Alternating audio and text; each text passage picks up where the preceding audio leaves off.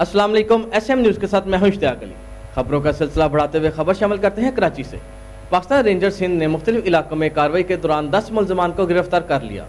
तर्जुमान rangers के मुताबिक ranger ने ज़मान टाउन डिफेंस, शाहराह फैसल और सोल्जर बाजार के इलाकों से 7 मुलजमान को गिरफ्तार किया, जो लोगों से लूटमार करने, डकैती और स्ट्रीट क्राइम की वारदातों में मुलव्वस हैं। इसी हवाले से मजीद जानते हैं ब्यूरो चीफ जुल्फकार अली से।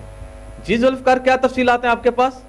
जी बिल्कुल, पाकिस्तान रेंजर्स हिंद ने मुख्तलिफ इलाकों में कार्रवाई के दौरान 10 मुलजमान को गिरफ्तार कर लिया। तर्जुमान रेंजर के मुताबिक ज़मान टाउन डिफेंस, शाहराह फैसल और सोल्जर बाजार के इलाकों से 7 मुलजमान को गिरफ्तार किया, जो लोगों से लूटमार करने, डकैती और स्ट्रीट क्राइम्स की वारदातों में मुलव्वस हैं। जबकि बगदादी, फिरोजाबाद, सोल्जर बाजार में से 3 मुलजमान को गिरफ्तार किया, जो इलाके में मंशियात फरोशी के कारोबार में मुलव्वस हैं।